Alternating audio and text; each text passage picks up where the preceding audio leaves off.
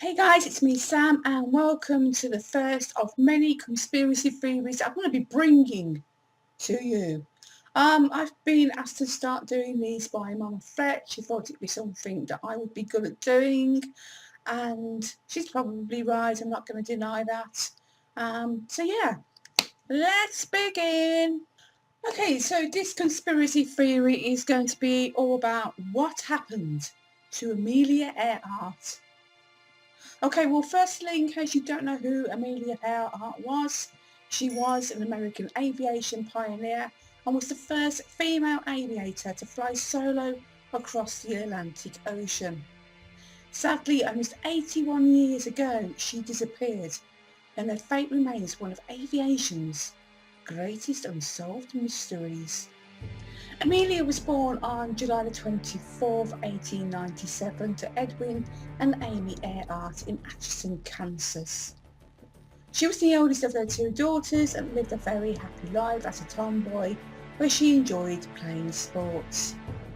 Well, that was until her father picked up a new hobby called alcoholism, and it said that Amelia and her sister lived in constant fear of what he might do if he came home drunk. In the end, their mother Amy decided to leave him and took the girls with her to Chicago to start a new life there. Amelia devoted herself to her studies until she saw the horrors of World War I, and whilst visiting her sister in Toronto in 1917, she came face to face with many wounded soldiers, and with that, she gave up her education so as to become a nurse in a hospital for veterans. This would turn out to be a decision that would change her life forever, as whenever she had any free time, she would spend it at the nearby aerodrome. There she became fascinated with the graceful yet fragile planes, and when she left Toronto, she decided that life was too short and shouldn't be wasted, and that she also wanted to learn how to fly. By 1921, she had taken the first flying lesson, and in 1922, after taking on several part-time jobs, she bought her first plane for $2,000. She loved her little plane so much that she nicknamed it the Canary due to its bright yellow colour, and she flew it as often as she could. On October the 22nd, 1922, she flew the Canary to 14,000 feet, the world altitude record for female pilots. On the 15th of May 1923, she finally received her pilot's licence, and as the saying goes, the sky's the limit for her now. Amelia got her first break in aviation on June the 17th, 1928, when Wilma Stoltz and Louis Gordon invited her to join them as a passenger on a flight across the Atlantic. The flight was a scheme of George Putnam, and obviously she accepted. After that, Putnam became a manager, and he helped to turn her experience into a best-selling book that led her to become a national celebrity. The two worked together on her books and public appearances until her celebrity status was so massive that she made the Kardashians look like a small fry. Eventually, their working relationship soon turned very much lovey-dovey, despite the fact that George was a married man. In the end, he and his wife did divorce, but Amelia was not ready to rush into marriage, and it took 6 proposals from George before she finally agreed to marry him in a tiny secret ceremony in 1931. George continued to be her manager and arranged her many flying engagements, but soon she became resentful after reading newspaper reports that she was simply a puppet figure created by her husband. Amelia decided to prove them wrong, and on May the 20th, 1932, under her own initiation, Amelia piloted her own plane across the Atlantic and cemented her place in aviation history. She didn't stop there though, and continued to amass numerous flying records, including flying non-stop across North America and setting the record for longest distance flown without refuelling on August 20th, 1932, and also from Honolulu to Oakland in California on January the 11th, 1935. However, there was one flight that Amelia was determined to conquer, and that was circling the globe around the equator on a route that would cover 30 1,000 miles.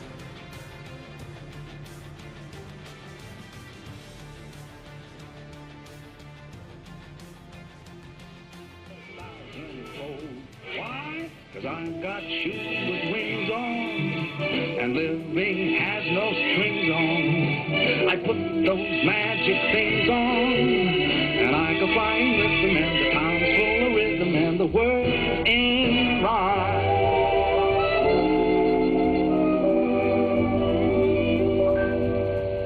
On March the 1st, 1937, with a Lockheed Electra filled with enough fuel to stay aloft for 20 hours, Amelia, alongside her navigator Fred Noonan, set out from Oakland, but only got as far as Ford Island in Hawaii, where the plane was damaged in a botched takeoff attempt. The plane was then shipped back to Oakland, where it was repaired, and on May the 21st she took off again from Miami, this time heading east. After 40 days and 20 stop-offs, she reached Lae in New Guinea, and the next and toughest leg was to the tiny island in the Pacific Ocean. She took off on July the 2nd, planning to land roughly 20 hours later. This photo was taken by Alan Board, an employee of Guinea Airways, and it is the last known still photo taken off the plane. A film also of the takeoff depicts a puff of smoke on the ground as the Electra's tail swung around, suggesting that damage may have been made to the mast holding the antenna.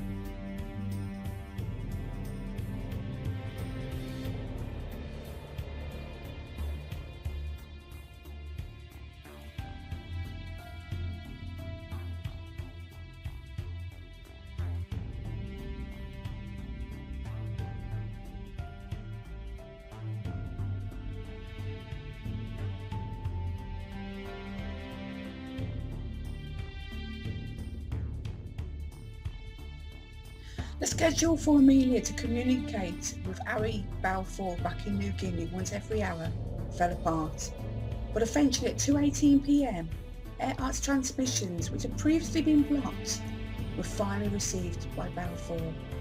Everything seemed to be going okay for her and Noonan, and they were still on course. Meanwhile, a Coast Guard ship called the Itasca was waiting near Howland so as to guide Amelia in as she neared the island, but she could not hear their increasingly urgent calls, despite the fact that she must have been close as they could hear her transmissions. At one point her signal was so strong that the ship's radio operator ran to the deck to look for her overhead, but saw only an empty sky. In one of her last transmissions she sounded frantic as she radioed, "We must be on you, but cannot see you. Gas is running low." Her last message at 8:43 a.m. reported that she was flying on the line 157337, but neglected to say in which direction she was heading. After that, they were never officially heard from again. When her plane never arrived, the Itasca searched the waters northwest of the island, and 5 days later the USS Colorado turned up and searched the waters from the southeast. Next, the USS Lexington arrived and stayed searching the area until July the 18th. After that, George Putnam enlisted civilian Marines to continue the hunt, but sadly it was to no avail. With that, both she and Noonan were officially declared lost at sea. Over the years, the hunt has continued, and many theories have been made as to what actually happened to them. The theories I'm going to concentrate on are the 3 main ones I think are more probable, because there have been theories that have said that they were abducted by aliens, that they entered the Bermuda Triangle, even though they were nowhere near the Bermuda Triangle. But let's begin with theory number 1, which is the simplest and official theory. Basically, Earhart and Noonan ran out of fuel, crashed into the ocean, and sank in the 18,000 feet deep waters northwest of Howland Island. Despite an extensive search, no evidence of the plane crashing was ever found, not even an oil slick. Deep sea searches between 2002 and 2017 took place in hope of discovering their final resting place. But after covering nearly 2,000 square nautical miles, they have unfortunately turned up nothing. Theory 2 is basically one that was put together by the International Group for Historic Aircraft Recovery, or TIGAR for short, in 2016. They reported that Earhart and Noonan may have ended up landing the plane on a ring-shaped garden island, now known as Nikumaroro, about 350 nautical miles southwest of Howland, and coincidentally along the 157-337 line. The island is formed of coral and sits on top of a volcano with rocky reef looping around a lagoon with only a tiny part of flat surface. At the time of the disappearance, the tide on the island was especially low, revealing the reef along the shoreline, long and flat enough for the plane to land on. In 1939, a British party led by Gerard Gallagher were exploring the island so as to check out whether it could be colonised or not. They noticed what looked like an overnight campsite and found remnants of 2 shoes, a man's and a woman's, as well as a box that once held a sextant. Next they discovered a partial human skeleton, as well as 13 other bones, buried near the remains of the campsite. They sent the bones to Dr. Hudless, who was working in a medical school in Fiji, to try and establish if they belonged to the missing pair. But after measuring them, he determined that they did not belong to either Earhart or Noonan, and they were then subsequently thrown away. Yep, you heard right. He threw them away. However, TIGAR decided to check out the measurements of the bones for themselves, and they determined that the bones could have belonged to a taller than average woman of European descent. And seeing as Earhart was said to have been around 5'8", there is a possibility that those bones could have been hers. Further searches have found evidence of several campsites, as well as proof that someone ate there, and whoever it was definitely was not an islander, because they removed the heads from the fish. In 1991, a battered sheet of aluminium was also discovered during one of many searches led by TIGAR, and it is said to be the Miami patch that was added to the Electra to cover a window before Earhart departed from Miami. Further to that, a photo taken several months after their disappearance by US Navy Cadet Officer Eric Bevington shows a strange object jutting out from just above the waves near the beach. Analysis of the negatives indicated that the object was similar in shape to the landing gear of the Electra, and that its upright position is consistent with the expecting position after the stress of a water crash landing. TIGAR's director Rick Gillespie believes that Earhart could have used a radio to call for help, and it is said that there were 57 possible radio transmissions heard around the Pacific and as far away as Florida for 5 days after they disappeared. These transmissions were made at night when the tide was low, and it is thought that the reason one was sent at night is because during the day the heat inside the plane would have been unbearable. Some of these transmissions were clearly hoaxes, but others were harder to dismiss. Betty Klenk, a teenager from St. Petersburg in Florida, was cruising the dial on the family's shortwave set when she was startled by a voice saying, "This is Amelia Earhart. Help me." Betty strained to hear the woman's voice crying and calling for help, as well as arguing with a man who sounded delirious. She also made out, "Water's knee deep," and "let me out."